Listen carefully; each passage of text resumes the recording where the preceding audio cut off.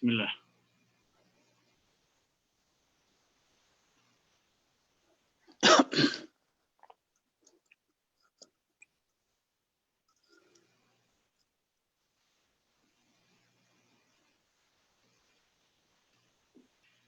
في عين الشيخ وقطورة أدوق على سماه.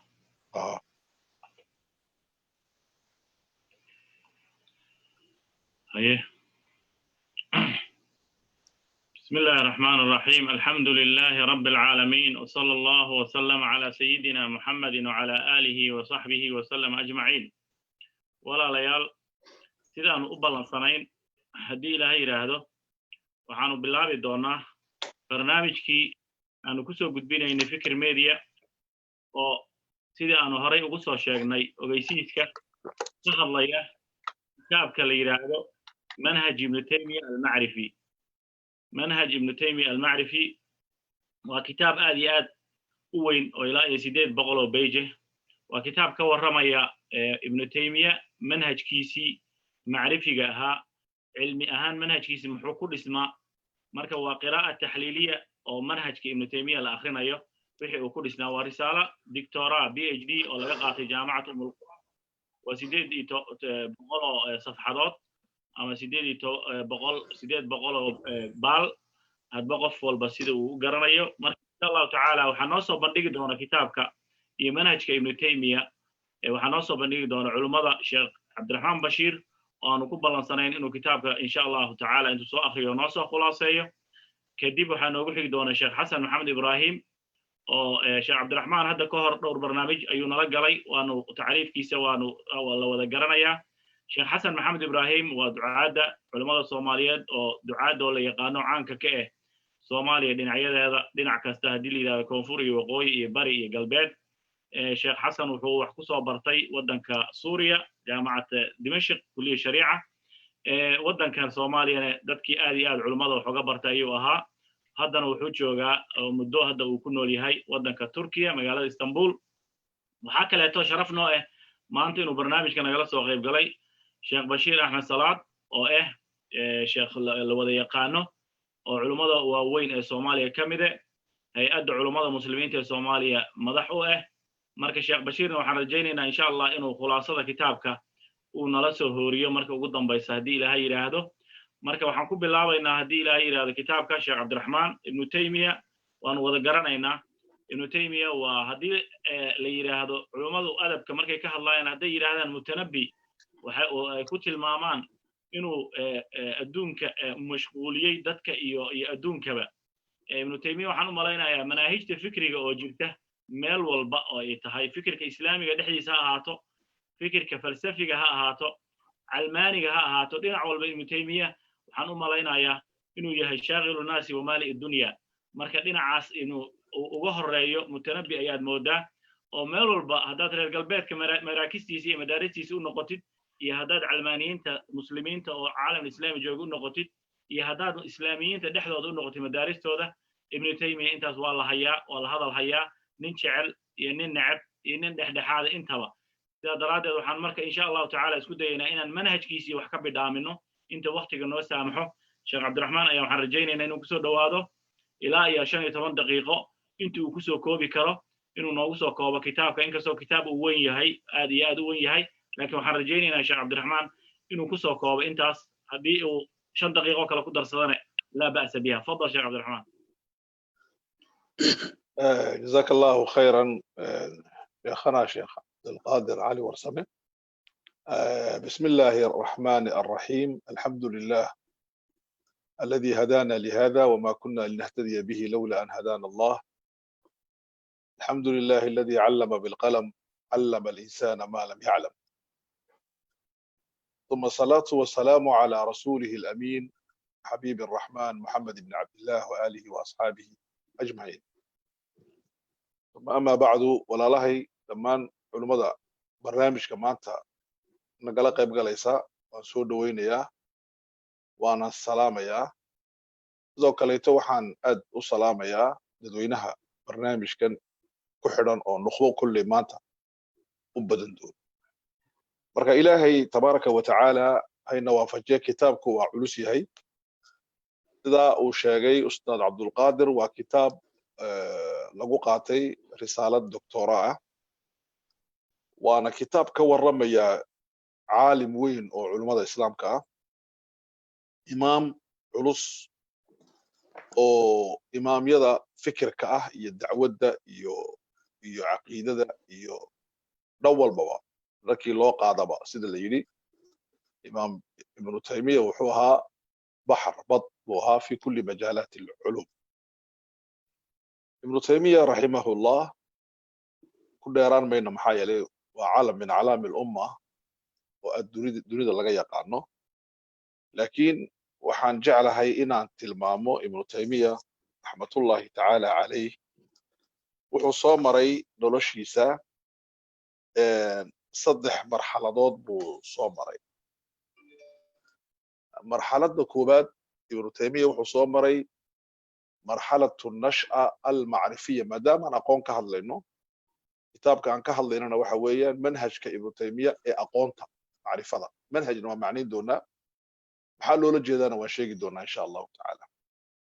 laakiin ibnu taymiya si aan albaab uga galno wuxuu maray saddex maraaxil marxaladda koowaad marxalatu nash'a almacrifiya marxaladdii uu abuurmayey aqoon ahaan ibnu taymiya raximahullah oo aabihiina uu ka dhiganayay fiqiga xanaabilada diintana uu baranayey isagoo inan yar ah marxaladdaas waxa weeyaan qur-aankana uu xafiday mutuun badan xafiday oo waa marxalatu nash'a waa intuu aadka u yaraa 13 14 jir intuu ka soo gaadhayay marxaladdaas baan dhahaynaa nash'a almacrifiya waxyaalada ka jiray bii'adiisa wixii ku meersanaa oo dhan baa uu ogaaday waxbuu ka bartay waa akhriyey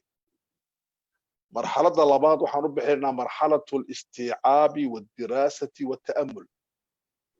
waa marxaladda uu wixii uu fahmay uu bartay uu istiicaabay cilmigu sidaan arki doono jus-iyaat buu leeyahay iyo kulliyaat marka qaybahan badan oo dadku ay ururiyaan oo xashdiyaan uu xashdiyey madaxiisay ku urureen laabtiisay ku urureen kutub wuxuu heli karayay waa soo urursaday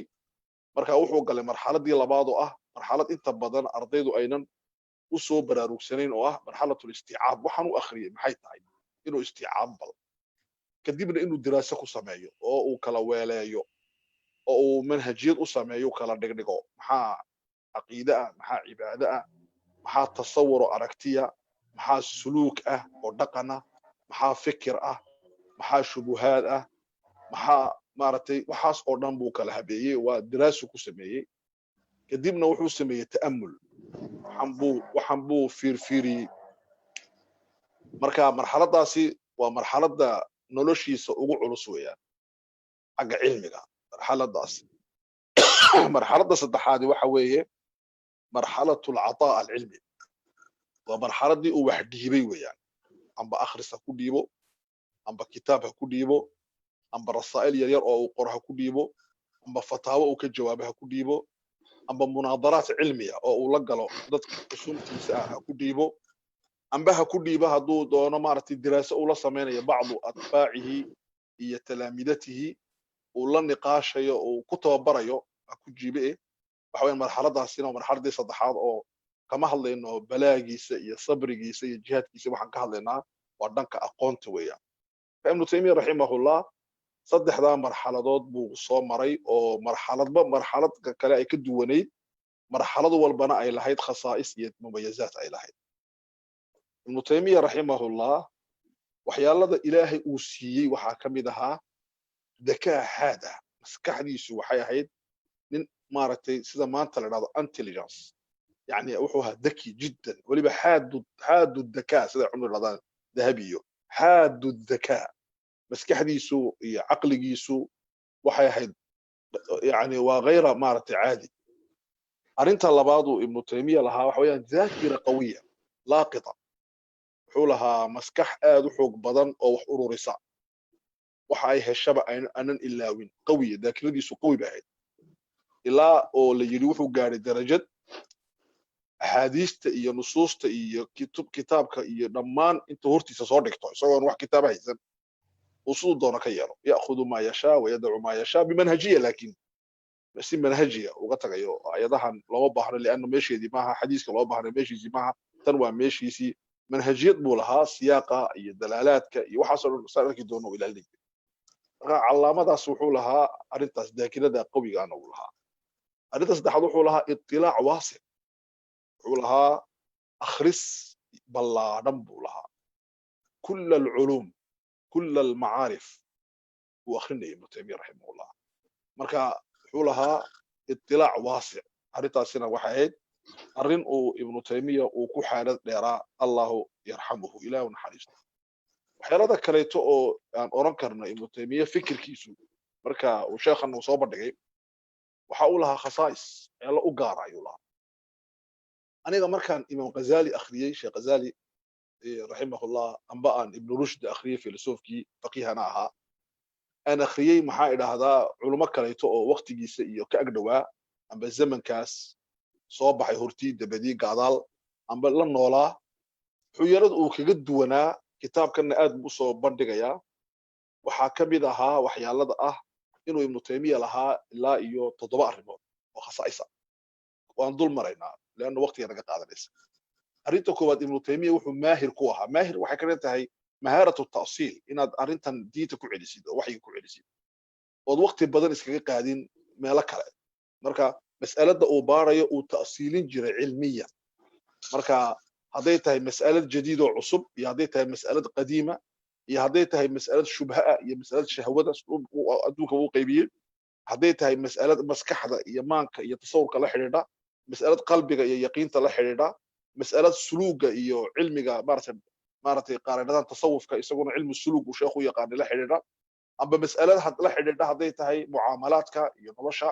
intaba uu taasiilinay ibn taymiyyah rahimahullah بدون تأصيل ما دقائق لكن مهاره لها كيف كان يؤصل waxay u baahan tahay khibra iyo xinka iyo u baahan tahay dikale xasaka waxa loo bixiyay oo isagu bixiyay ibn taymiyyah oo qaliqa ayaa kugu dhacaysa marka taas waa mid koobaad weey mid labaad uu lahaa istiqlaal ma'rifi buu yeeshay markii dambe ابن تيمية بدأ حياته حنبليا فانتهى مستقلا ابن تيمية نولشي سوى حوالي مركه هراء حنبلي بوها كمان أهل المذهب كحنبلي وحتى في اختياراته الفقهية لكن مش مهم ما هالكرينك هذا له لكن وحو هنن مسك حديثه مستقل أيتاي بس وحي الدين تا أكيد أنا مال أفترسين قولا أن لهين مركا استقلال كفكري أنا وحو كاني إنه أقونتي سوء أي نقطة أقون إيبكشا وعالمك كإيبكشا هذه صدحات بقى جرتو مهمة وحولها واحدة انسجام معرفي أقونتي سوء اسكمه ريمانين إمام غزالي مركز دراساني إنه في بدايات مراحله هي نهايات مراحله واسكو ريمانين وحو بلابي إنه كو بلابو متعلم عادي وكنا بعض الصوفي أو مريد أو صوفي وكنا بعضه إنه مارتي مراحل بو مري وتطوري تطور داخلي بدون كتطور ابن تيمية وتطوري فكريا علميا لكن منهجيا ما تطور منهجي وهبي ودك انسجام اقونتي سواء كان حيسا انسجام هذا درجتي marka uu aqeeda ka hadlayo markuu cibaado ka hadlayo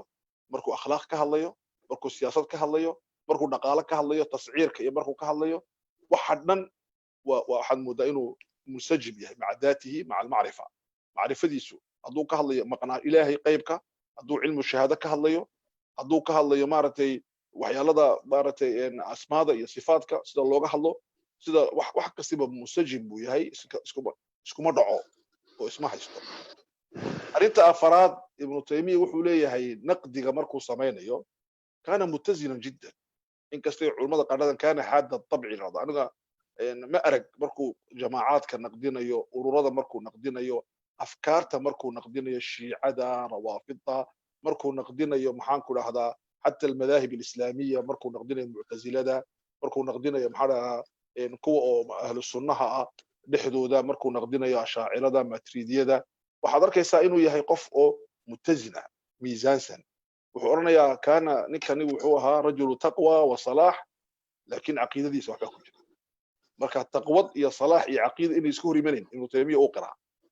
وحورنا يا نكني وحوها رجل بارت حكيمة وعلمي بدله لكن هو خطر في العقيدة مركا ميزان بو ابن تيمية رحمه الله مركو وحنا قدينايو قف كما ود تورين sida Soomaalidu tiraahdo kabi xarkeed maahin ma ahayn qofkana ma wada qaadanayn laakiin miisaan buu haystay arrinta shanaad oo sheekhana uu sheegay kitaabkiisa aan akhrinayno doctorka waxa uu lahaa wax dhado al-infitaax al-ma'rifi aqoonta uu furnaa yani aqoonta dadku waxa dhada ibnu taymiya falsafada uu naqdiyay iyo uu akhriyay laba kala tahay naqdu al-mantiq buu sameeyay hal qara al-falsafa wa su'aal ibnu taymiya ma oran karna waa filosof sidoo yiri doctor abu ya'rab al-marzuqi ibnu taymiya filosof buha anigu oran karna ibnu taymiya filosof buha لأن فلسفة فيلسوفكم محوية وقف أركتي له رؤية له موقف له وإنت كدي مركو يا شيء هذانا بندقية متابع صاص رحمه الله رؤية لها وديته كسو صاري وحيقة موقف بولها ودينته كسو صاري وحيقة دينته إلهي وحولها أنا مركاسي ابن تيمية رحمه الله وحاس أوردن وحي يكون معنينه علمي أقون مركا انفتاح معرفي عرفت اللي حاد حولها ابن تيمية نفس علمي طويل صبر بولها أقونته ومدير بو كتاب آخرنا يا ودول فردنا يا وفهم يا مسألة وبار يا أدو فهم ويانا يا مفهم سليمان فهمني ويا معلم إبراهيم علمني بأكد عيسنا يا بنانك أبح يا وعصار نقونا يا وآخرنا يا مركا نفس طويلة يقولها رحمه الله تضبات إتاس كتاب واشا جاي ميدان تضبات أنا قدر يا ابن تيمية رحمه الله ميد تضبات بولها ابن تيمية عقلية منهجية بولها ابن تيمية هدو وحباريو oo sheekhuna meelo badan buu ka tilmaamayaa doctorku wuxuu lahaa maan iyo maskax qabaysan systematic waxana yiraahdaa reer galbeedku yani iskama hadlayno wax uun iskama qorayn fatwa hadii la weydiiyo fatwada kuma jawaabin yajuuz ya balaa yajuuz sida anagu aan sameeyno sax amba khata waxba ka horeynay manhajiyo lahaa mas'alada dhan buu kaga imanaya ihaata dhinac walba uu ka eegay si mawsuuci u baaray markuu mas'alada dhan walba ka eegana wuxuu sheegayay wuxuu ilaahay ka qabo ama diintu ay ka qabto ama rasuulku sallallahu alayhi wasallam uu ka yiri ayuu halka ku sheegay marka ibn taymiya rahimahullah shakhsigaas ayuu ahaa marka aan ka hadlayno mas'alada ah maxaan ku dhahdaa khasaaistii ibn taymiya ilaahay uu naxariisto tabaaraka wa taala marka hadan kitaabkan aan kelmad ka idhaahdo horta kitaabkan waa kitaab sida uu sheegay maarta ustad Abdul Qaadir waa kitaab aad u culus sideed bog weeyaan sideed boqol oo bog ka badan yahay kitaabku wuxuu isku dayay sheekhu doctorku inuu raaco dariiqad cilmiya wuxuu isku dayay inuu dariiqad cilmiya raaco sida caadiga oo marka la qorayo rasaa'isha ama risaa'il kabaarata laga qorayo maxaan ku dhahdaa jaamacadaha marka la qadimayo amba magisterka amba doctoraga intay doonaan noqoto amba ay risaala bacdaha manhajiye cilmiya ayuu raacay wuxuu soo darxiyay saddex tasaa'ul oo inuu ka jawaabo uu rabay yani risaaladan iyo kitaabkani waxay ka jawaabayaan saddex su'aalo su'aasha koobaad waxa weeye tasaa'ulaadka koobaad siduu u dhisay kayfa bana ibn taymiya نظرياته في المعرفة نظرياته في المعرفة سيدو ابن تيمية أدسي رحمة الله عليه أركتياش وكقبو أقونتا النظرية المعرفية منهج ابن تيمية المعرفي نظرية معرفة ابن تيمية سيدو أدسي كيف بنى مركة سواميدو كوادوية وأشهر بعضه كجوابي وحوية رحمه الله كيف هدم النظريات الفلسفية الأخرى سدو أدميي سدو أقعد كاذي سدو أبربريي سدو أنقديي نظريات ككلا أجيالي مركز أوكي مركز لبداس بواحد نقول يعني مسألة تاريخية لبدا حبدو لبدا سؤالون ومسألة تاريخية سؤال صدحت بوسويديي ابن تيمية رحمه الله ومسألة حاضرة ومستقبلية وحجري هل بالإمكان مصور تقل متهي إلا جا فائدة استثمار لما القشطه استثمار لو سميو منهج كيسي يا نظريات ديسي سي أروح لنا مشكلات كفلسفية إيمي كجرا وأنا سؤال تتجدد مركز ابن تيمية نظريات معرفي وكسو صار القرآن دكتور ابو يعرب فيلسوف هذا ريد تونسنا arrinta usoo sheega wuxuu dhadaa ibnu taymiya wuxuu kaga duwan yahay dadkii waqtigiisa noolaa xasala an-nadariya al-ma'rifiyya wuxuu helay aragti aqooneed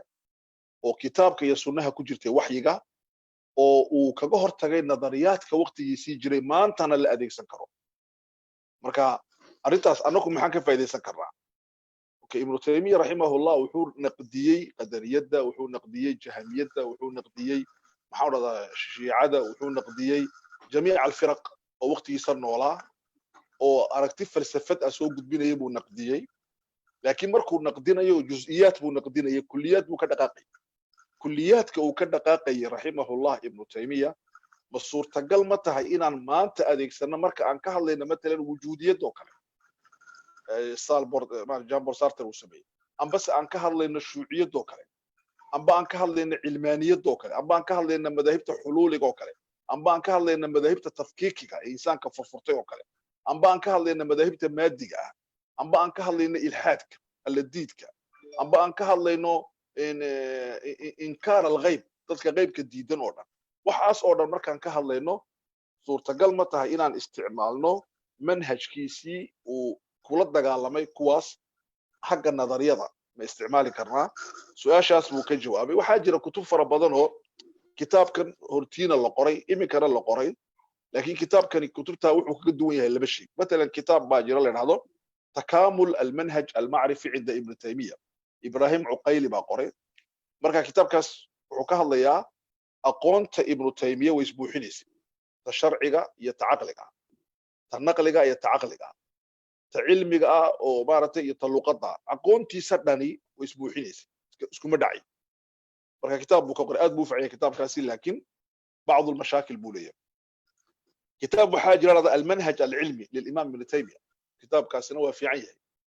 isaguna manhajka aqooneed ee ibnu taymiya uu raacay baa jira waaqiciyatu ibnu taymiya jira kitaab dhacdo ibnu taymiya waaqicinimadiisii ibnu taymiya ma ahaynun qof mithaaliya ama qof maaragtay waqti hore nool oo salafkii la nool oon waaqiciisa ku noolayn tataarkii iyo mamaaligtii iyo wixii ka dhacayay shaam iyo masar iyo caalam alislaamiya aanan ahayn oo macrifada taallay warkahayd ma ahayn ibnu taymiya wuxuu ahaa qof waaqiciya mahaaratu ta'siir saas soo sheegnay aad u yaqaan kitaabka anwar khalid az-zucaybi baa qoray waa kitaab aad u wanaagsan waxaa jira kitaab kale oo la dhahdo manhaj ibnu taymiya fi lfiqh yacni kutub badan baa laga qoray manhajiyadda ibnu taymiya cadad male reer galbeedna way ka qoreen muslimiinna way ka qoreen laakiin kitaabkan waxaan isleeyahay saddex arrimood buu kutubtaa kale kaga horeeya horta kitaabkan wuxuu leeyahay waa kitaabkii ugu horreeyey een is idhi ibnu taymiya wuxuu u baadhay si degan huduu waxaa ku jira kayra caadiya sheekha yacni inuu akhriyo ibnu taymiya oo dhan ibnu taymiya dadku qaar waxbay ka akhriyaan hadduu nin suufiya ibnu taymiya akhrinayo waxbuu ka ururinay nin salafiya hadduu ibnu taymiya akhrinayana waxbuu ka soo saaranay nin hadduu akhrinayo ikhwaana muslimiinana waxbuu ka soo saaranay nin faqiih hadduu akrinayana waxbuu ka soo saaranay nin hadduu akhrinayo ibnu taymiya jecelna waxbuu kala soo bixi mid nacan waxbuu ka soo bixi laakiin isagu wuxuu isku dayey inuu ibnu taymiya man huwa oo sabir badan uu muujiyo oo uu akhriyo kulla ma katab julla ma katab iska dhig wuxuu qoray oo dhan inta badan inuu akhriyo uu markaana waa ta koowaad weeye arrinta labaad manhaj buu ka soo saaray markaa ibnu taymiya manhajkiisa ma qorin ma uuna dhihin anu dariiqaa baan maraa markaan wax baarayo ma oran marka qaarkood uu tilmaamay laakiin sida maanta loo qoro kutubta manhajiyadiisa ma sheegin wuxuu ka soo saaray manhajiyatu ibnu taymiya min kutubihi siduu ibnu taymiya wax u qoraa siduu ibnu taymiya wax u naqdiyaa siduu ibnu taymiya wax u baadhaa siduu ibnu taymiya rahimahullahu masaa'isha uu uga daba tagaa kullu dalik wuxuu ku sameeyey maaragtay manhajiyadii buu kala soo baxay ibnu taymiya rahimahullah waxbaan ka sheegi doonaa horta ugu dambayso kitaabkani kutubta kala duwan العمق الفكري العمق العلمي العمق الفلسفي hoos buu u dhaadhacay si hoos ah ayuu u dhaadhacay rahimahullahu rahmatan waasica sheekh ibnu taymiya marka uu ninkan isku dayay inuu wax ka baaro marka ikhwaani fillah waxyaalada aan kitaabka ka tilmaami lahaa waxa weeyaan horta kitaabku wuxuu baarayaa manhajkii ibnu taymiya ee aqoon tahay manhaj ibnu taymiya almacrifi nadariyatu ibnu taymiya almacrifi waqtigii aad buu noo dhaafay okay waa soo koobayna waxaan akhrinaynaa wax kala ama noqonaynaa okay si aan iska soo si aan u soo kooban intaan kaga bixin insha Allah waxaan oranaynaa horta ibnu taymiya rahimahullah maadaama uu nadariyad uu lahaa amba uu manhaj lahaa inaan isweydiino waxa weeyaan inta aanu iman manhajka ibnu taymiya siduu u sameeyey horta manhajku muxuu yahay dadku inay nala fahmaan manhaj marka leena waxa waa ru'ya manhaj waa aragti weeyaan siduu sheekhu sheegay qaatibku amba waa mantiq kulli waa logical good oo qofku uu ku xakumayo dhismihiisa cilmiga ah ilaan aqoontu waa guri la dhiso weeyaan haddii gurigaas wax ka dumo waxaad arki doontaa inay gurigaas sax u ahayn markaasi amba qayb hadday xumaato waa binaagu waa dhismo mutakaamila weeyaan marka ibnu taymiya saas buu ku manhajku waa sidaas mawaaqifta cilmigu qofku qaadanaya halkaas ku celinaya usuul bay leedahay asal lagu cesho qawaacid iyo xeerar iyo reegal la raacayo leedahay mafaahiim la abuuray leedahay waa manhajku waa mafaahiim lisla fahansan yahay ibnu taymiya markuu matalan mas'alad ka hadlayo waa inaad fahansantahay mafhuumkiisa kulligu ka dhaqaaqayo haddii kale waxaad ka sheekayn uun ibnu taymiya sidan buu isla imika anaku aan oranoo kale marka waxaas oo dhan wuxuu abuurayaa nidaam system buu abuurayaa istidlaaliya dee wax loo daliishadaa taymiya imika aayad buu daliishanayaa aayadda ma siyaaqigii buu soo qaadanayaa xadiiska ma siyaaqiisii buu qaadanayaa siyaaqu ma luqawi ba siyaaqu sababu nuzuul ba siyaaqu maaragtay ma munaasabad axaadiis ku soo arooray ba siyaaqii oo dhan marka system wax loo istidlaala ayaa jira oo mutakaamila aragti cilmiyaysan qaanuun baa markaa abuurmaya xakuma marka wax la isku dayayo in wax la barto amba diraasa la sameeyo marka manhajka la raacayo waa sidaa inta kale waan usoo noqon doonaa insha allah maadaama waqtigii uu soo koobtay anoonan kitaabka alif ora weli waa maasantii jazaakum allah khayran ala muxamed wala alihi wasaxbi الله وبركاته وعليكم السلام ورحمة الله وبركاته شيخنا aad baa u mahadsantahay جزاك الله خير sida aad u soo koobtay waa ogahay oo kitaabku intaas uu ka cumqi dheer yahay waqti inta ka badan buu u baahnaa laakiin se waa run anaga daahnay waqtiguna waa waqti dambe hadeer marka insha Allah ta'ala waxaan ku dayeynaa inuusan nala dhaafin waqtigii macquul inta marka haddii ilaahay yiraahdo waxaan ku soo wareejinayaa sheekh xasan maxamed ibraahim oo asagana insha Allah ta'ala noo soo koobi doona intii uu ka soo akhriyay kitaabka marka waxaan kala soo dhaweynayaa culimo badan oo nala dhageysanaysa kitaabka oo nala soo gashay haddii ilaahay yiraahdo marka insha Allah ta'ala waxaan rajaynayaa inay aqbalaan si ay noola dhageystaan marka insha Allah ta'ala sheekh xasan ku soo dhawow inta culimada kale ay soo gali doonaan adiga marka soo bandhigaagi kitaabka sheekh Abdullah Dr. Abdullah Dajani oo ka qoray Ibn Taymiyyah iyo sidaad u aragtid bal insha Allah ta'ala tafadhal بسم الله الرحمن الرحيم الحمد لله رب العالمين ثم الصلاة والسلام على رسول الله صلى الله عليه وآله وسلم جزاه الله خيرا شيخ عبد الرحمن سفي عمو runtii hordhac wanaagsan oo ku munaasiba imaamka iyo kitaabkaba inoo siiyey sidaa haddee la wada og yahayna likulli maqaamin maqaalo hadda kitaabka cumqiga intaan la eg kulan kooban laguma soo afmeeri karo waxaan jeclahay inaan erayo kooban insha allahu intiisii hore sheekhu inoo sheegay u idaafeeyo oo qaarna ay la xidhiidhaan sheekha ama ibn taymiya raximahullahu tacaala khasaaistii uu sheegay sheekhu inoo sheegay wax jinsigeeda ah midna ay la xidhiidho kitaabka iyo sida uu nadariyadda ama manhajyada macrifiga ah ee ibn taymiya u soo bandhigay khasaaista sheekhu runtii aad baa hadda loo yaqaano sida cabdulqaadir ba uu sheegay ashharu min naarin calaa calam muxibiintiisa iyo mubqidiintiisuna waxay isku waafaqsan yihiin inuu ka mid yahay shakhsiyaadka wax ka cilmi badan yar yihiin kuwa nacab iyo kuwa kaleba waa isku waafaqsan yihiin ama ha yidhaahdaan wuu khaldan yahay ama ha yidhahdaan wuu saxan yahay marka aad ugu noqon maayo isaga shakhsiyaddiisii iyo noloshiisii laakiin wax la xidhiidha khasaa'istiisa dhinaca manhajiga ah baan jeclahay inaan soo qaado sheekhu runtii wax badan buu inoo sheegay sheekh cabdiraxmaan hadda midda koobaad waxa weeye oo sheekhu runtii uu aad caan ugu yahay oo lana xidhiidha qadaayaadka manhajkiisa wuxuu aad u rakisaa usuusha. kaatibkuna runtii waa ka soo naqliyey, nas ahaan buuba uga soo naqliyey, laakiin qof walba oo akhriyey ibnu taymiya turaadkiisa waa dareemayaa sida uu usuusha u rakiso, usuuluddiin. maxaa yeelay waa asaaska diinka intiisa kale ku dhismayo,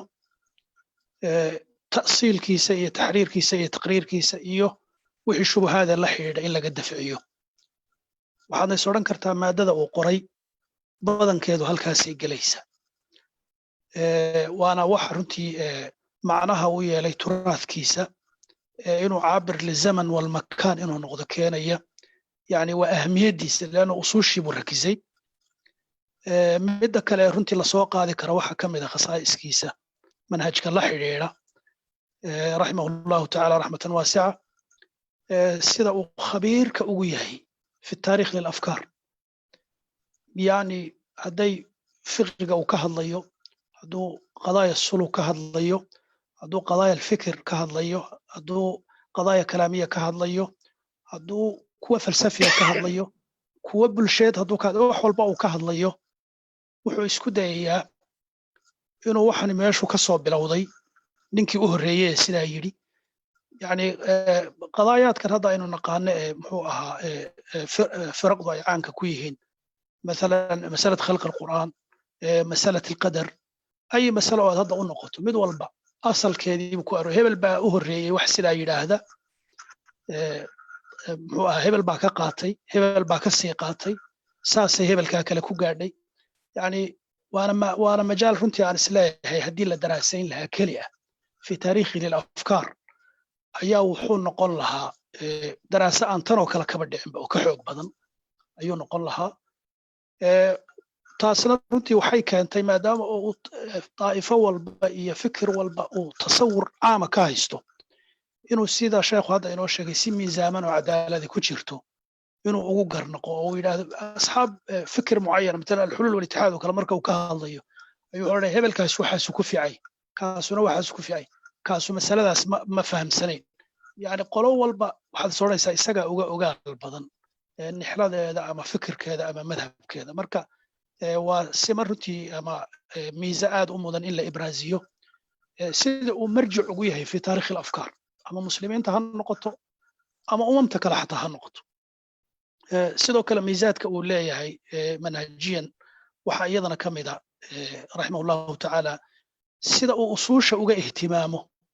ayuu haddana waxa usuusha lidka ku ah fikirka ah ama shubuhaadka ah ayuu iyada lafteeda ihtimaam u siin jiray inuu ka jawaabo. walidaalika waxaad arkaysaa ghaaliban kutubta markaziga ah ahli lmilal wanixal mid walba wuxuu isku dayay ama kutubta markaziga ah inuu say ahayd uga jawaabo, oo uu kitaab walba munaasalo la galo, ama inuu isagu intuu kutubta diintaas ama fikirka mucayanka wada isticaabo inuu isagu aragtidiisa kasoo gudbiyo.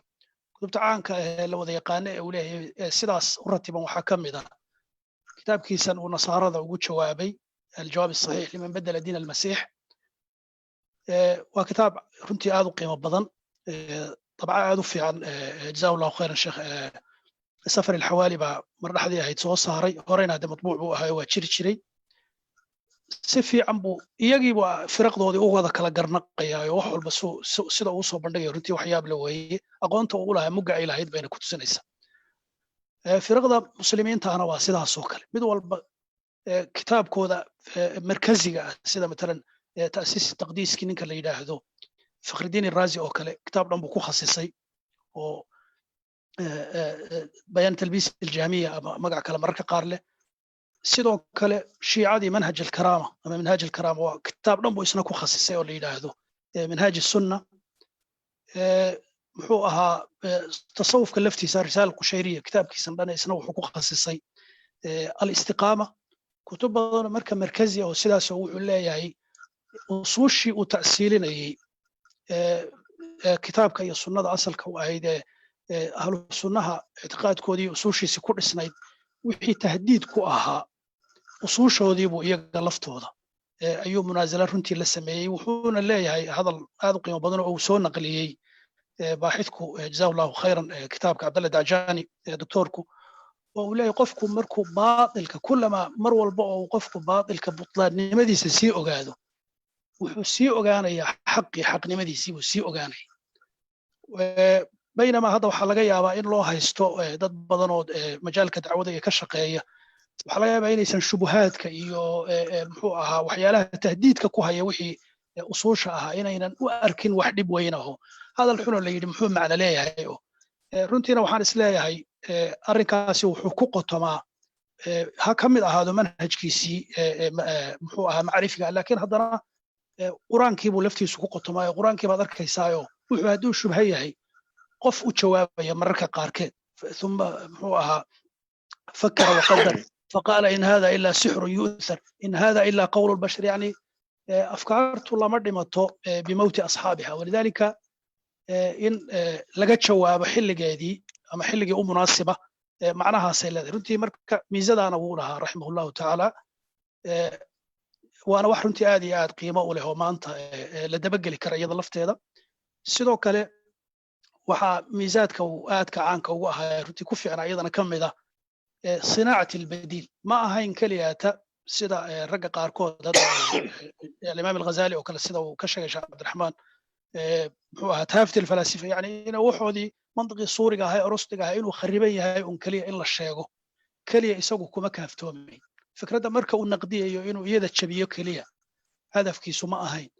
وحو أنقاض هذه ماشو كتشبيه وحو كأساسي منهج لن أو ما يسترى وهذا مركي مناهجتي كله جبيي أما منطقة صورة هذا أما صفصتي كلها هاتو أما فرق كلامي جيد وحول بها هاتو منهج متماسك وأسوشي سمعرفك عليه أيو لدبي وأسوشي سؤال كوكتنتو كتابك أي سنة رنتينا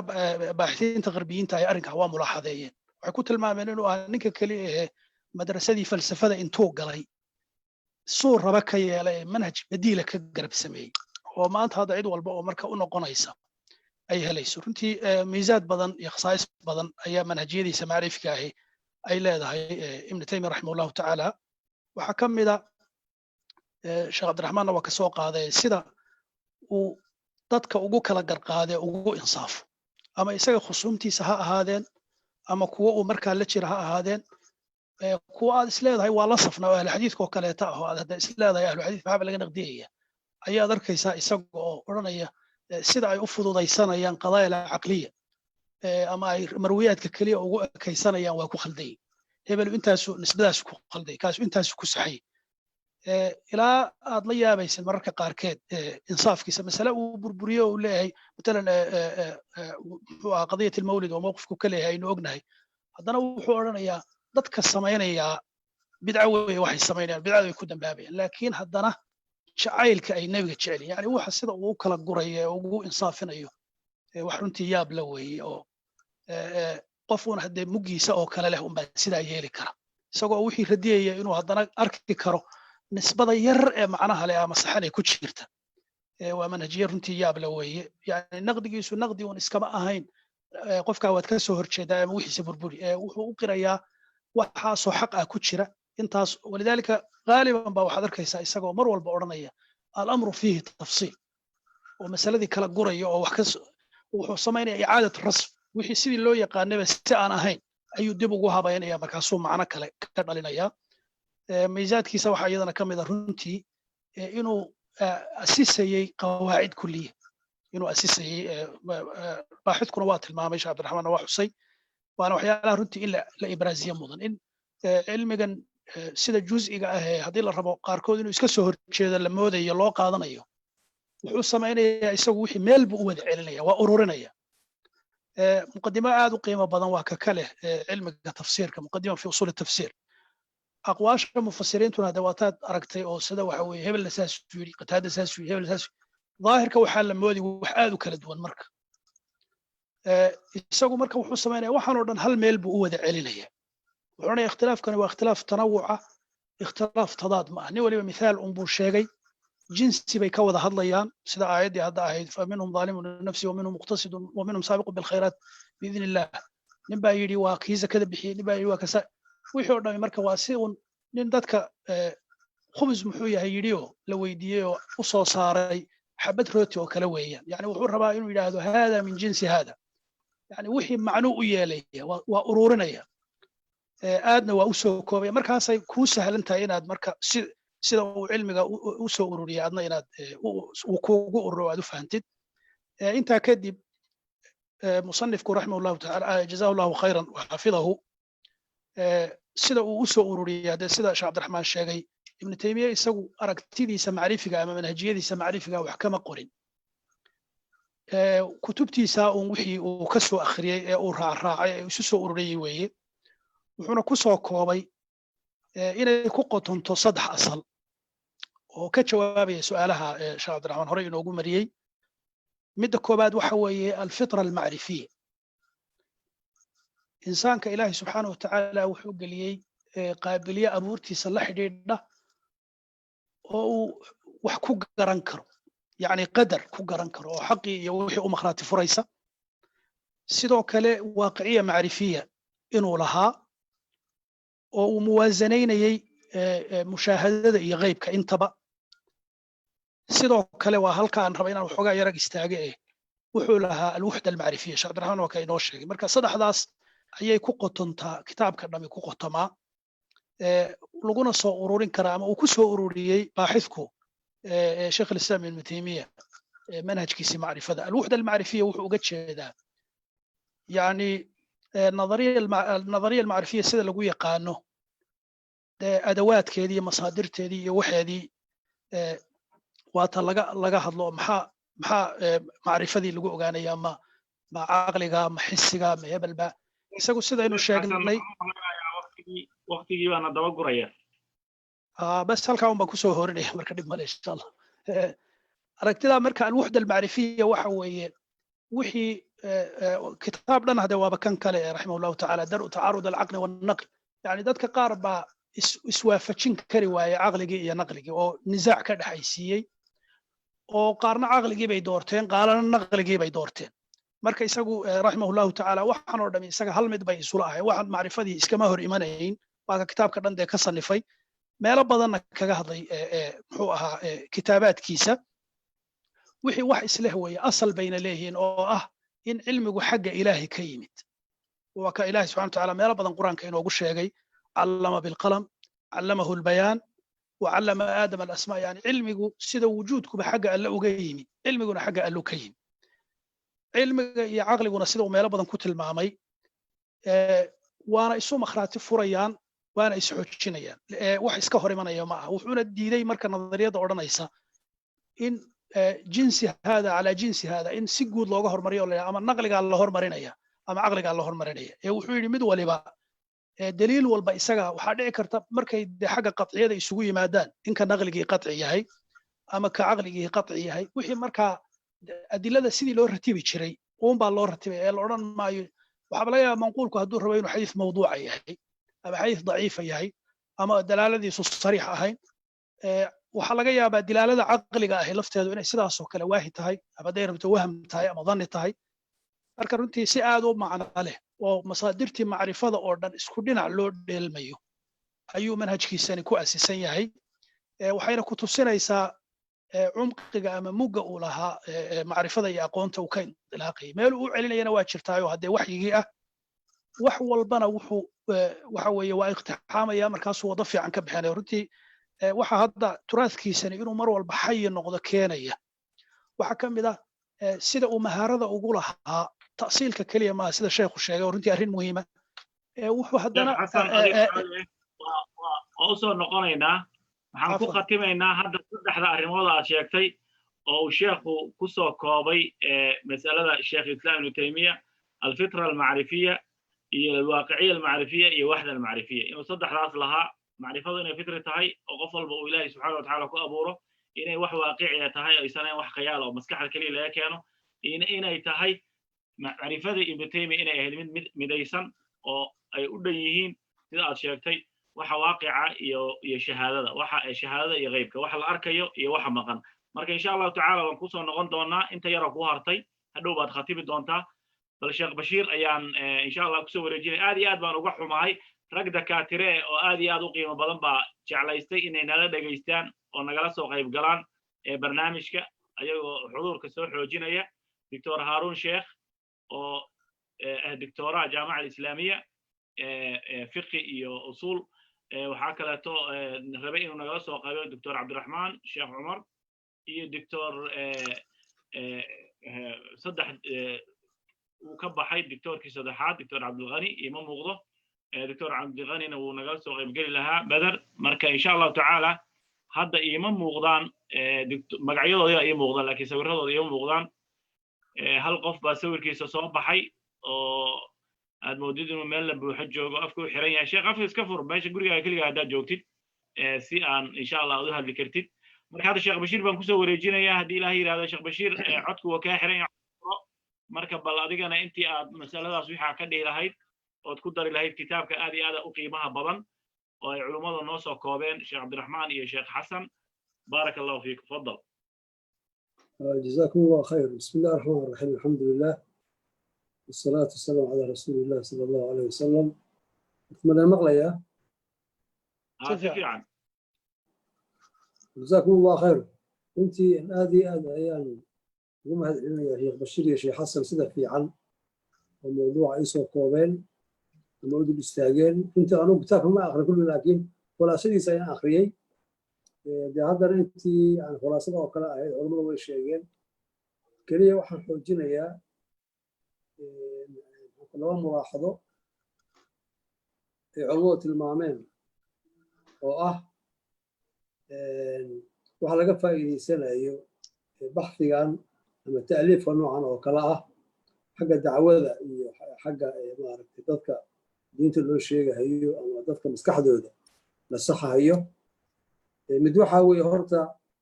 إن ما عرفت فهم كدينتو ونوع هذا فهم كلي واسكو حرام وذلك أنسو قديم إنه واحد سهيستو اسكو حرام أو يسوطه سيدي شيخ حسن والشيخي والشيخ ونوع الشيخ عبد الرحمن وحاوي عقف مثلا ورانك فسرها هي وراك آيات ميل بهذه سورة ميل بهذه مركا مفهوم كلية أما منطلقات أما أهداف كلية والله قفكي ما عرفتي إلا الصورة لو بهية إلا الصورة لو بهية قرنتي ما عرفت منهج كلية إن أنا يرنو أو دعوة يرتو أو علماء يرتو لو بهية سيبدأ علماء ما عرفتي دعوة في ليس أما ذاتك الله ليس ومهم جدا إلا كونه فهم كلي وشامل ومثلا دينة أصول الشهداء في أساسيات كذا كنت متوى حوجين لها تنكلا وحاوية وأن حوجين لها دعوة waxaa ku soo wajahan ama ku bilowdayba nooc siraac fikri ah waa garanaysaan ummadda Soomaaliyeed meel kasta ay joogaan dad iska busadaa bay iska ahaayeen dad afkaar kale aaminsan ma aysan ahayn dad iska reer miyi bay ahaayeen marka annagaas xoogaa ka naqaanay ayaa culummo iyo mufakkiriin u ahayd hadda laakiin markii maaragtay caalamkii la aaday oo meelo badan la tegay oo la isdhex galay waxa weeye maaragtay yani qaswi fikri ah oo cusub baa la oran karaa ayaa hadda ku bilowday ummaddeena Soomaaliyeed oo macaarif wadam carabiga meel hore mar hore uu soo maray laga yaabaa in xaggeena ay ku cusub yihiin baa dhici karta marka afkaar iyo mafaahiim u baahan in la daaweeyo oo ducaadu inay daaweeyaan u baahan tahay runtii ayaa nagu soo foollay ama nagu bilowdayba taasna waxaa ka fahmaysaa sheekh islaam ibn taymiyah mawaadiicdu ka hadlahayay waa mawaadiic maaragta runtii muhim ahayd oo islaamka ayuu maaragtay akthar min majaal aw akthar min maydaan uu ka difaacay marka in ducaadu maaragtay ay ogaadaan maxaan ku war mafaahiimtii iyo yaalihii iyo macluumaadkii أو dadku sheegi jireen hadda kuwa ka badan in loo baahan doono oo maxaan ku rahaa hadda مثلا macrifo maxaa la yidhaahaa masaadir macrifo maxay tahay meelaha falsafiga ah oo meelo badan ka jira oo annaga awal naga xirnaa hadda inay soo furmi doonaan ama soo furmeen ayaa arkaysaa runtii marka runtii mawduucaas inaan maaragtay midda asaga runtii aan kaga faa'iidaysano oo mudaalacadeena aan badino oo maaragtay maxaan ku rahaa ii sheegay takwiinkeena fikriga manhajiga ah aan waasicino oo iطilaaceena runtii intii hore ka badnaado ayaa iyada runtii aan tilmaami lahaa si macaariftaas iyo majaalaadkaas iyo loogu diyaar garoobo insha allahu tacaala oo runtii aad loogu bislaado waxaan kusoo khatimi lahaa runtii maaragtay shiikha haddee sheekh islaam si loo tilmaamo sifooyinka lagu tilmaamayo waa sifooyin maanta ducadii u baahan yihiin hadday insaafka tahay hadday tahay tafsiirka iyo kala saaridda annaga waxa nagu badan maaragtay waxa waa wada qaataa ama waa la wada tuura baa nagu badan taasoo keenaysa in marka maaragtay isfahamku uu yaraado ama taxamulka iyo isqaadashadu ay yaraato marka ummaddeena soomaaliyeed meel kasta ay joogaan inaan u horseedno wax kala saari karaan wax miisaami karaan xataa siyaasaddeena مثلا maanta oo kale haddaan مثلا amar baan joogaa waxaa weeye maaragtay laba manhaj baa samaysatay manhaj ah dowladdu kulli way saxan tahay iyo manhaj ah dowladdu kulli waa khaldan tahay oo kale bimacnaa qofku inuu wax wada caayo iyo qofku inuu wax wada ammaano maa wax kale maba lahayaba oo muthaqafiintii iyo siyaasiyiintii baa noocaasa wadaadadii qaarkoodana noocaas kala umaynaysa inay yihiin marka runtii manhajka ah cadliga iyo insaafka iyo tafsiilka iyo kala saaridda iyo qofka in meel maxaan ku ku saxan yahay meel ku khaldan yahay runtii aad baa loogu baahan yahay dalkeena u baahan siyaasadda u baahan dacwada u baahan maaragtay runtii baxthi cilmi u baahan marka runtii mawduucdaas baan akidi ilaha jazakum allah khayr wassalaamu calaykum waraxmatullah جزاك الله خير شيخنا وبارك الله فيك آدي آد أيا كوجو مهدينا يا كسو قيب ذلك أنا جلس وقيب قاعدتي إن آد أديكو أن كنت لجلين هذانا آد برنامج كنا لجيستي الشيخ عبد الرحمن أيام كل علينا يا وهذا الكأن ككلجويي وولي أن علينا يعني هوشي وحوجد ميهين إنه بلا سجن أنت يرى قدام محاولة كدره 8 دقيقة شيخ كسينا هنا كورن 8 دقيقة عادي إن شاء الله وقتها وقتها أنا بقصد هي قصة خلاصة إن شاء الله 8 دقيقة الحمد لله الصلاة والسلام على رسول الله وبعد أرسل شيخي جزاكم الله خير علماء وحبضن بان كفا إيديستي دقيسيني شيخ حسن يا شيخ بشير شيخ الله مركا جزاكم الله خير إلى كابال مريو ساي أسو كوبين أنا waxaan jeclahay inaan kelmad ibn Taymiyyah rahimahullah sheekh inta badan laga sheego inaan halkan ku furo hadalkayga kadibna aan kitaabka wax badan wax yar oo kooban aan ka dhaho wax badan waqti ma baxay nabi waxa weeye ibn Taymiyyah rahimahullah wuxuu yiraahdaa markuu ka hadlayo qofka baaxiska wax baaraya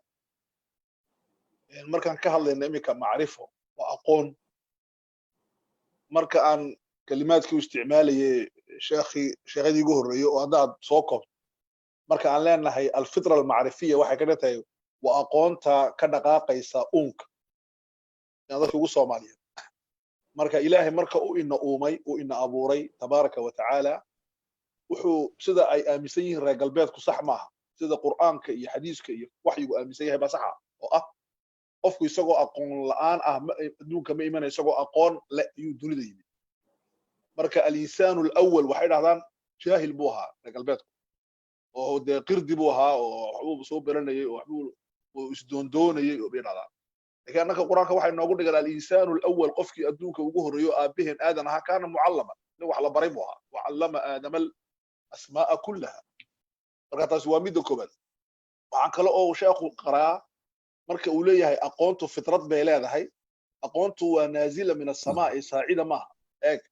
waa wuxuu cilmiyeynaya sheekhu aqoontu samada ka soo dhacday ilaahay baa ina abuuray ilaahay markuu ina abuuray uu abuurayna uu ina keenay kown abuuranna uu ina keenay isagaa sii abuuray kownka wuxuu yidhi ilaahay innii jaacilun fil ardi dhul la sii yaqaanay baan keenayaa khaliifo kownkana waa sii jiray horteen annakana insaankiina uu keenay markuu insaankii keenay isagaa abuuray insaanka huwa muujiduhu isagaa jirsiiyey kadibna aqoontuu kula dhaqmaya kownka ayuu soo raaciyey oo waxyigii iyo cilmigii marka insaanku ma ahayn qof samadu warkuuga imanayay oo qofka daadahaynaya oo cilmiga baraya marka talabaad oo ah oo la leeyahay macrifiya waaqiciyan waxa weeye waa aqoon nolosha la falgalaysa ma aha aqoon khayaali ah ma aha sida filosofiyadu ay iska hawaawiyaan oo iska sheekeeyaan oo tii suuriga aristotle iyo ma aha waxa weeyaan xaqiiqada waxa laga hadlayo waa waaqica qur'aanku muxuu u yimiday waaqicuu saxa nabi shucayb muxuu u yimiday waaqicii dhaqaale ee dadka qowmkiisa haystay buu saxayay nabi luut muxuu u yimiday waaqicii bulsho ee shacbigiisa haystay buu saxayay nabi muuse wuxuu u yimiday waaqicii siyaasadeed ee shacbigiisa haystay u yimid nabi huud wuxuu u yimiday waaqicii xadaaradeed ee shacbigiisa haystay marka waxyigu ma aha khayaal waxyigu waaqicu la falgalaya waa macrifo waa aqoon la falgal aqoontuna ma dhamaato saan imika arki doono waa cajiib marka taasi waa midda labaad midda saddexaad waxa weeyaan waxda macrifiya marka aan leenahay waa aqoon maaragtay mid ah oon laba dhahayn insaanku laba maaha insaanku waa shay waaxid kownkuna annaka waa shay waaxid wuxuu noogu qaybsan yahay physics iyo metaphysics qayb iyo shahaada qayb qarsoon oo annaka inaga qarsoon oo ilaahay waxyiga inoogu sheegay iyo qayb aan la dhaqmayno oo xiska iyo cilmiga ku garanayno laakiin labaduba waa ilaahay baa abuuray tabaaraka wa tacaala qawaaniin baa xakunta labadaba marka qawaaniintu way kala duwanaan karaan waxda macrifiya marka aqoonta ibnu taymiya qur'aankii ka dhaqaaqaysay iyo xadiiska rasuulka waxyiga waxayd aqoon midaysan markaan leenahay aqoontu masaadir bay leedahay reer galbeedku wuxuu ictiraafay laba masdar laba buu ictiraafay reer galbeedku halka dadkii ka horreeyey islaamkana ay ictiraafsanaayeen hal masdar laakiin maanta laba masdar baa la ictiraafay wixii la baari karay tajriib la gelin karo shay baad oo cilmu tajriibi noqday way ictiraafeen wixii ka dhashay caqligu wuxuu ogaadana way ictiraafeen marka labadaa shay bay ictiraafeen waa tii quraankana ku qorneyd akhrajakum min butuuni ummahaatikum laa taclamuuna shay-an wajacala lakum as-samca wal-absaara wal-afida marka masaadirtaa way ictiraafeen laakiin waxay diideen inay ictiraafaan masdarkii saddexaad oo ahaa alwaxyu marka masdar waxyigu annaka agteenna iyo ka reer galbeedku waa taariikh waxyigu waa taariikh laakiin muslimiinta siduu ibnu taymiya sheegayo amba muslimiintu ay aaminsan yihiin dhammaan culamada islaamkuna ay ku kulusan yihiin waxyigu waa cilmi waa masdar cilmi aqoon baa laga soo qaataa aqoonta taariikhda ka soo qaadanayna sunanka ilaahay baan kala soo baxaynaa waxaas oo dhan marka intaas markaa ka baxo kelmad cajiib oo ibnu taymiya leeyahay sheekh cabdulqaadir saacadda ila socdo wuxuu yidhi ibnu taymiya raximahullah laabudda an yakuuna maca alinsani usuulun kuliya qofka bini aadamkii marka uu rabo inuu mas'alad baaro waa inuu haysto usuul kulli ah oo sare oo uu ku celiyo waxyaalada dhacdhacaya oo aad u fara badan yani matalan juz'iyaad baa dunida kusoo biiraya adduunka imika cusub matalan waxaa ka mid ah bayc mushtarka waxaa kusoo biiraya suwar jadiida bulshada waxaa kusoo biiraysa suwar jadiida inuu nin guursado gabadh guursato waa suwar jadiida lizawaaj waxaa kusoo biiraya maxaan ku dhahdaa oo diintu aynu ogolayn waxaa suwar kasiira adduunku juz'iyaad baa saa u soconaysa marka maxaa la rabaa buu ibnu taymiya raximahullah cilmiga reer galbeedkuna ninkaa uu qiray cilmi walba kulli buu leeyahay kulligan waa in lagu celiyo juz'iga lianna juz'igan haddaa la dhaqantid waxaa kuu iman doona mushkilad la dhahdo alxashdu almacrifi inaad aqoon badan ururisid oo hadhow kala saarsaari kari weydo si aqoonta aad u kala saarsaari kartid laabudda min usuul waa in usuul ku agtaal iyo qawaacid reegallo xeerar kaa dambeeya ood ku noqonaysid marjiciyad waa inaad haysatid marjiciyad mutanaahiya oo dhammaanayn waa inaad haysatid marka ibnu taymiya muxuu yidhi liyatakallama markaa qofku markuu hadlayo amba qorayo amba uu baarayo amba uu wax dhahayo amba fatwo dhiibayo laba shay buu yeelanayaa liyatakallama bicilmin wa cadlin wuxuu ku hadlayaa si cilmiya mas'aladda si cilmiya u baarayaa cadaaladna way la socotaa alcilmu walcadlu waa labada shay aad ka arkaysid kutubta ibnu taymiya wuxuu markaa sheekhu thumma ya'rifu al-juz'iyat wa inuu markaa garto waxyaaladan juz'iyaadka qaybaha yaryar ee hoose ee dhacaya kayfa waqa'at say u dhacday goormay soo biirtay halkay ka soo biirtay maxay sheegaysaa maxay waa inuu garto haddaad imika u fiirsatid markuu ka hadlayo ibnu taymiya kitaabkiisa as-siyaasa sharciya markuu ka hadlayo tasciirka in la qiimeyn karo suuqa ma la qiimeyn karaa mas'alatu tasciir waxaad arkaysaa qaybtaa inay juz'iyaadka siduu uga hadlay say usoo bilaamatay iyo xaqule inuu tasciiriyo dowladdu ma faragelin kartaa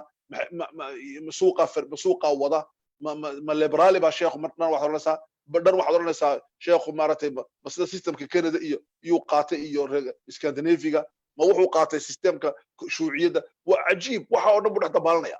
cilmi iyo cadaalad buu wadaa tasciirka markuu ka hadlay waaqa hadda waa sicirayntii suuqa waa suuqi in la sicirayo yaa sicirayn kara in allaha wal musa'ir buu yurajaxaya wuxuu ku leeyahay markaa juz'iyaadku say u dhaceen waa inaad gartay say adduunka ugu soo biireen waa illaa buu sheekhu yidhi fayabqa fi kadibin wa jahlin fi ljuz'iyaat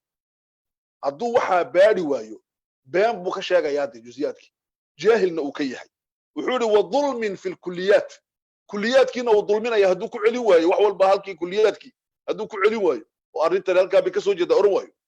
uu dulmayaa buu arrintan baa cabdulqaadir oo markaa arrintii ka dhalatay sheekh ustaad cabdulqaadir wuxuu yidhi fayatawalladu fasaadun cadiim waxaa arrintaa ka dhalanaya fasaad manhajiyo oo weyn waxa maanta dunida ka jira weeyaan maanta waxaad arkaysaa culimo fara badan oo ku mashquulsan juz'iyaadka waa la daaliyey waxaan jimcii dhaweyta waxaa lagu mashquulsanaa ma jumca iyo ciid maxaa yaala way isku dhaceen ma ciidda markaan tukanno jumca maan aadnaa maya haddana salaad duhur maan iska daynaa oo casar ma u soo baxnaa si cabdillahi ibnu zubayr laga warramay waa juz'i waxani laakiin kulliyaadkii in lagu celiyo oo si cilmiya loo baadho oo dadka lagu mashquulin hadi alqadiya saqiira qadiyadan yar oo wax badan aan sheegayn in dadka lagu mashquulin waxaasi muhiim bay noqon lahayd marka waxaan isweydiiyey anigu marka waan ka baxayaa sheekhow marka uu ibnu taymiya yidhi cilmi iyo cadaalad wax lagu baadho waxa weeyaan aqoontaadu waa inay laba shay yeelato aqoonta uu ibnu taymiya lahaa waa laba shay weeyaan culummada islaamkuna inay yeeshaan waa muhiim maanta siduu sheegay sheekh bashiir kow waxa weeyaan inuu qofku yeesho usuusha iyo kulliyaadka iyo mabaadi'da iyo qiyamka sarsare iyo waxyaalada diinta u imatay waaweyn inaan aqoon weyn u yeelanno waa muhiim labo aqoonteenu waxyaalada dhacdooyinka dunida ka dhacayana inaan daba gurno oo juz'iyaadkan ayna dhaafin labadaa markaa inaan isku dhisno oo juz'iyaadka kulliyaadka ku celino taa markaa waxa ina siini aqoonteenu inay noqoto aqoon xididaysan labo arrinta labaad markaan hadlayno inaan hadalka ku degdegin waa inaan u hadalna si cadaalad iminka waxaan rabnaa inaan radino matalan diin naga soo horjeeda ama islaamka ayba inaan yahuudiyadda ka hadallaan doonaa laabudda waa inaan cilmi u yeelano maa hiya alyahuudiya kam imse nooc u kala baxdaa anwaacda firaqa waxoo dhan kadibna aan si cadaalada uga hadalno waxay ku fiican yihiin aan sheegno siduu qur-aanku yidhaahdo ومنهم من إن تأمنه بدينار يؤديه إليك لا يؤديه إليك ومنهم من إن تأمنه بقنطار دوغ سيدنا لا يؤديه إليك مركا dadku saasay u kala baxaya minhum weeye ومن الناس weeye marka inaan si cilmiya oo kala furfurno bitafasiil aan uga hadalno cilmiga inoo keenay nadariyadan tacmiimka wax walba la isku darayo waa nadariyad mutakhallifo oo inoo fiicnay marka usulul jaami'a waa inaan baranno maxaa dadka usul u ah labo المفاهيم المركزيه اسلام كما مفاهيم ومركزيه او دحد او taala inaan barano ujeedadu maxay tahay fahmu tabiicati al-ashyaa waxaan fahmaynaa wax walba siduu yahay nature-kiis ina fahmaynaa laba tafsiir al-haqaa'iq ila nolosha waa ila fasiree waan fasiraynaa waxaan iska ilaalinaynaa kitaabku wuxuu inooga digayaa inaan juz'iyaadka ku dhex baabacno dadka maanta juz'iyaadka iyo tafaasiil ku googaya inaan taa iska ilaalino labo inaan kulliyaadka dadka dulmi ku sameeyno oo ka ilownoon juz'iyaadka u aadno saddex inaan yeelno xasaka macrifiya qaliqa inaan sadxiyin noqono dhaka aqoonta oo taana iska ilaalino intaas ba sheekhu uu inooga digaya markaas manhajku had iyo jeer waa aabo soo sheekhu sheegay sheekh kitaabka qoray doctor ku xuri manhajku waa aabo qofku hadduu manhaj uu ka dhaqaaqayo u haysan waa qof aan aaba lahayn waxa weeyaan qof aan aaba lahayn nasab male soo ma marka nasab macrifiya ma yeelanaysid laabudda min almanhaj waxaa kaloo manhajku inaga saaraya xadhigga caqligeena ku jiro macluumaadka fara badan baa ku dabaqina war wadaadadii weyna wareeriyeen ta ka bixi marka wadaadku wareerinayee manhaj baad yeelanaysaa macrifiya arrinta saddexaad uu noo sameynaya manhajku waxa weeyaan wuxuu inaga saarayaa irtijaalka inaan iska hadallo un takhtiid buu ina siinayaa fawdadu inoo diidayaa wuxuu ina siinayaa tandiim xaqaa'iqda yaan baaraynaaye xashdiinta ururinta maaha inuu qofku aalaaf macrifa yeelatid ibnu taymiya wuxuu lahaa bad buu ahaa laakiin waxaa ka fiican waxaasoo dhawacayaan manhaj buu lahaa wuxuu kala gelanayay siduu wax u kala wadayo marka culummada waaweyn filosofiyada waaweyn nudaarta waaweyn ee wax eegta sidii ciise cabdilsalaam ibnu taymiya waxyaalada ilaahay siiyey wuxuu ahaa taxliilka inay wax taxliiliyaan waxay ku taxliilayeen jusiyaadka iyo kuliyaadka mafaasidda iyo masaalixda maaragtay qiyamka iyo akhlaaqda afkaarta iyo camalka waxay kala saarayeen suluuga iyo aragtida waxaasoo dhan bay si cilmiya u kala saarayeen marka uu kuleeyahay hebel caqiidadiisu way xun tahay waa wuxuu ka hadlay waa aragtidiisi dhaqankiisuna uu fiican yahay been ma sheego koran waa cajiib been ma sheego mid kale caqiidadiisu way fiican tahay laakiin waa beenaalo ku dhihi waa nin ahlu tawxiida oo fiican oo wanaagsan laakiin waa beenaale beentaas kama laa yatawarrac min alkadib markaasi wuxuu ku oranayaa marka qaarkood hebel waxaan rajeeyaa inuu ilaahay i baryo waa saalix laakiin hadalkiisa ma dhegeysto wuxuu sheegaya waxba kama jiraan marka manhaj bale laakiinse iimaankiisu waa heer saro hadduu yaa rabbi dhahdo gacantaan hoos dhiganaya war bal ducee sheekhow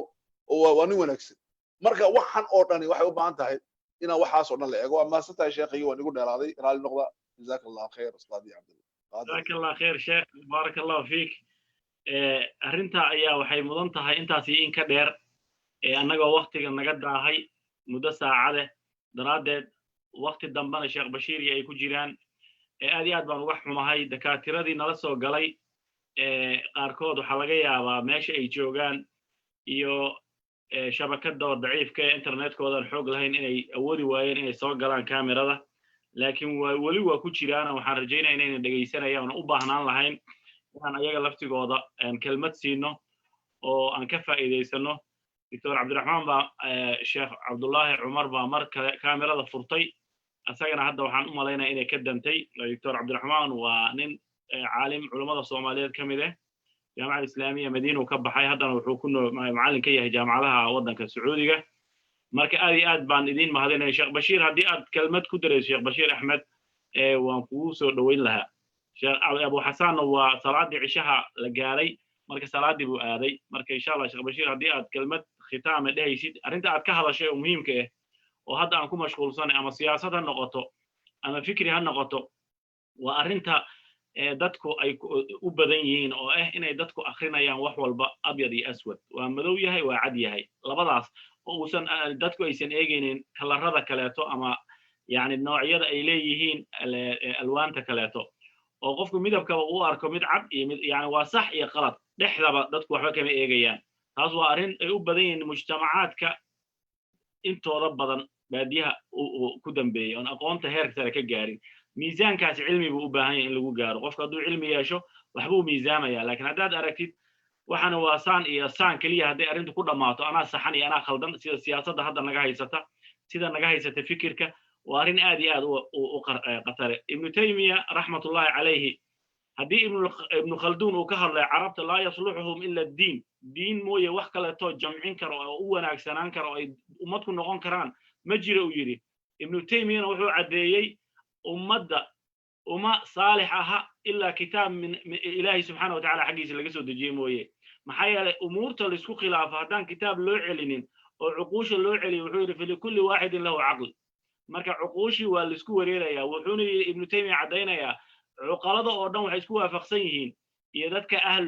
caqliga oo ka hadla daa'iman masaa'ilka fikriya masaa'ilka falsafiga waxay isku waafaqsan yihiin in qof walba oo ka hadla masaa'isha caqlige uu sheegto inuu asaga masaa'ilka qaarkood ku saxan yahay maxaa yeelay usuul kulmisa oo ay ku waafaqsan yihiin inay caqligu uu kaas ku saxan yahay ma laha sidaa daraaddeed ummaddu ibnu khalduunna siduu sheegay carabi ummad ma noqon karto haddaysan diin u noqonin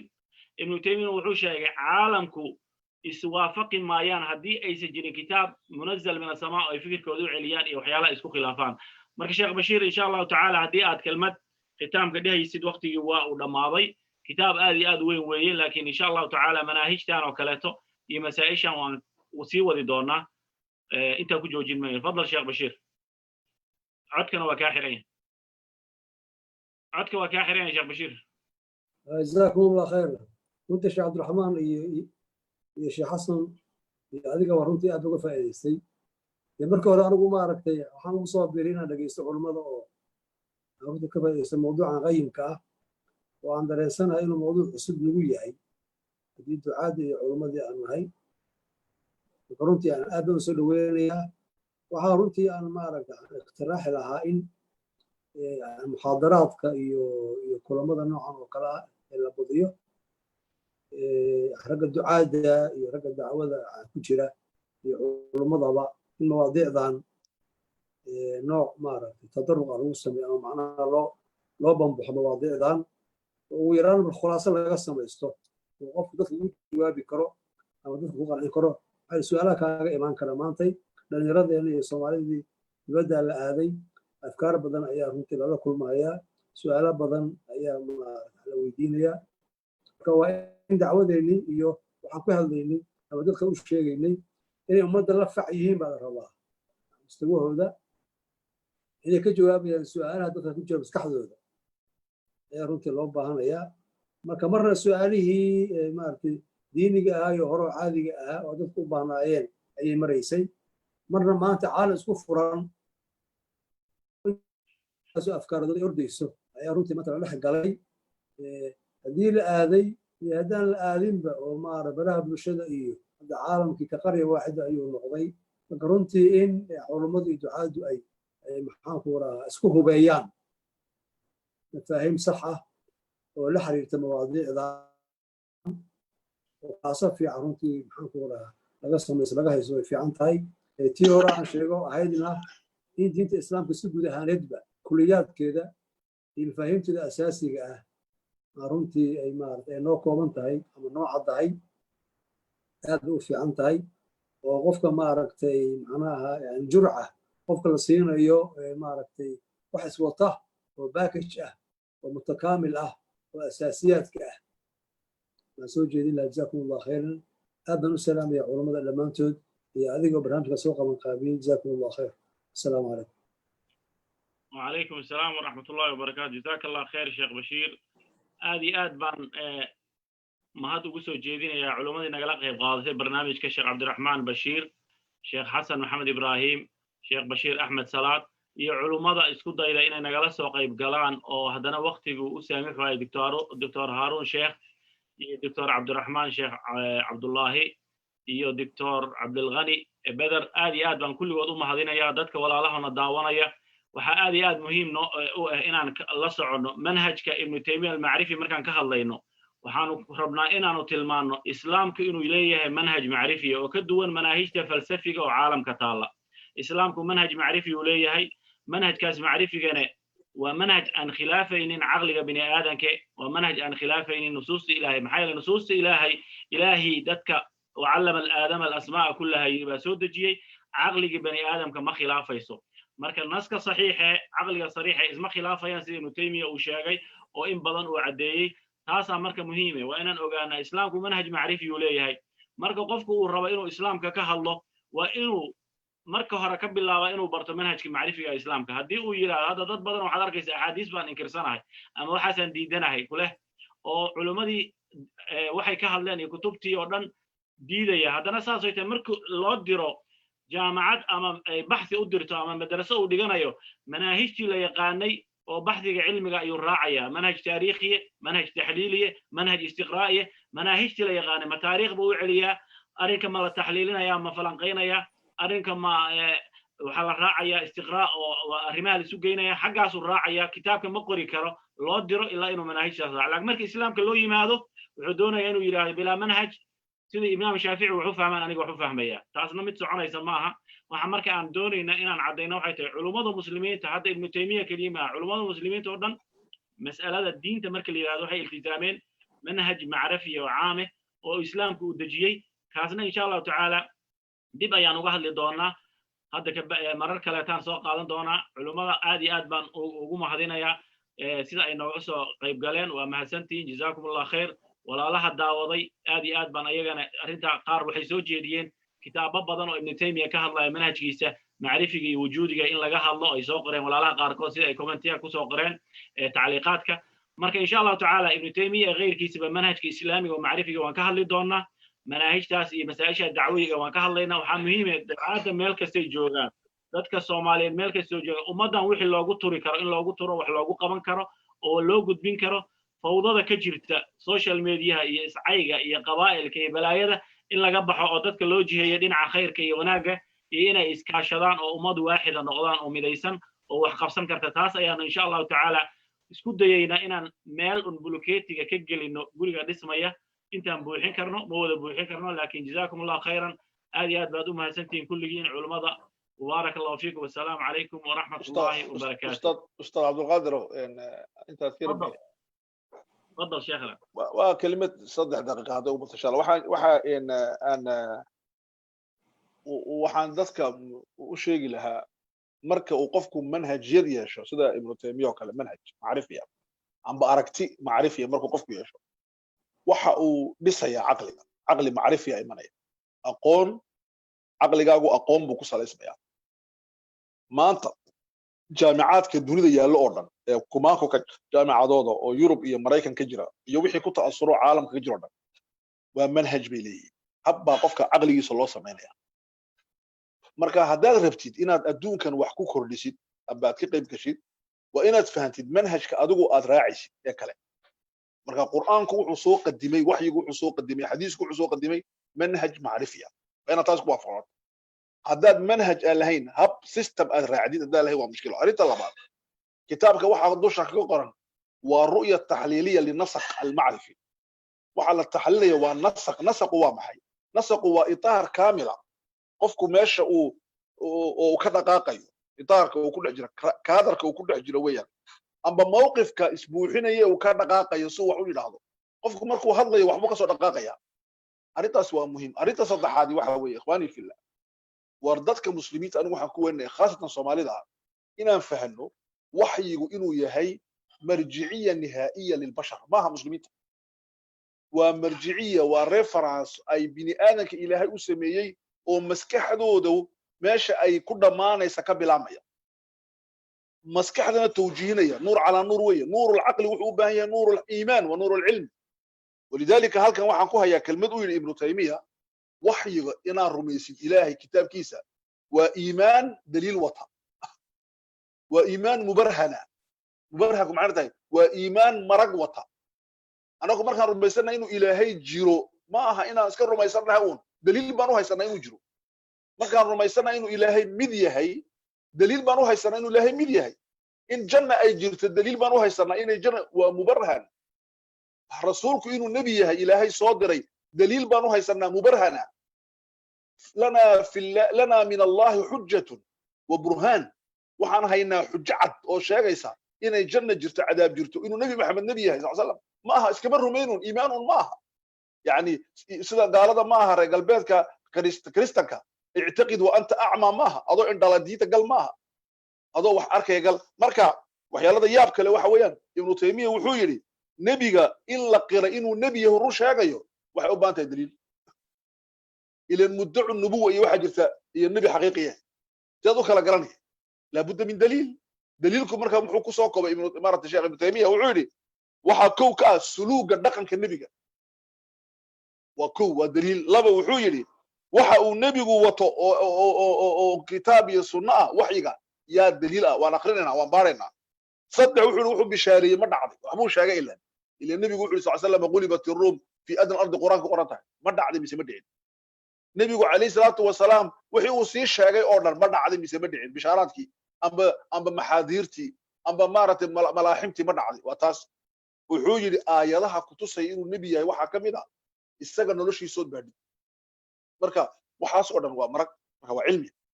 مركا أنكو مارتي منهجك هو مهم نسقنا هو مهم أنت أصلا جعل إن دتكين اللي يرضى عصوبة سكولada ka dhigata reer galbeedka oo ay ku badatay ilhaadku bariyahan ina mas'alada maalin rag loogu yeerno fiicanta ilhaadka oo laga hadlo laana waa mas'ala maanta adduunka wareerisay weeyaan aad baad u maasantahay walaalkay Sheikh Abdul Qaadir waxaan ku faraxsanahay inuu nala fadhiyo sheekheena weyn ee maaratay dacwada u soo adeegay muddo fara badan Sheikh Bashiir iyo culummadii kale nagala qayb gashay sheekhi naga socday wa inta wasalaam assalamu alaykum raalli noqdo insha Allah عليكم السلام ورحمة الله وبركاته جزاكم الله خيرا إن شاء الله تعالى مواضيع ذات كسابسا الحاد كإيو مسائشة كسابسا مناهجة معرفية وأن هاي الإسلام كون كهل الدونا وحنا مهم إن صارنا مسألة ذاتكو إن بدنا يكسر العليان أو عقلك المدين عقلك ويدت جونية وطن وإسلام كو عقلك كسر الجيدو لذلك أردت آد وكتاب كواضحية شيخ الإسلام ابن تيمية آد واضحية وحكى صار وحلي هذا محارات العقول هي محالات العقول آد ومسألة وجه الله العير إلهي سبحانه وتعالى رسوشي سبحوس والدراء وح إلي ماذا ومحارات العقول لكن ما محالات العقول يعني وح عقلك وكو ريريو والله يا مرق رسول فهم وايا وقت يا سيسون موقنين لكن وح عقلك محال كأ وأن دعي كرين عقلك وما شيئان وح دعي كرين عقلك وشيئان لكن والله يا مركز إنه قفك كو ريرو جهل دراديس علم يران أريد أسوي مركز موقنين درادة مسائش أصلا وانقلي دورنا إن شاء الله إذن كان مهد إن شاء الله تعالى كل أرمها يصير التحليلين يسان يصير واحد يسان علوم هذه أدب الشيخ عبد الرحمن كوكو هذين ياسر البرنامج كانوا جلسوا غيب شيء شيخ بشير أحمد صلاة شيخ النوين أسجنا هذه أدب نقوم هذين يا مانتين إنه جلسوا غيب جل برنامج كي أسوي ولي وقت ير أو شيء دراديس وقت ونجاك الضاهي أو نجلسوا غيب جل علوم هذا كلاته اسكت إذن نجلسوا غيب جلان هذا كبعدين إن شاء الله وقت كهربان سي ديارين دونا وجزاكم الله خيرا وصلى الله وسلم على سيدنا محمد وعلى آله وصحبه وسلم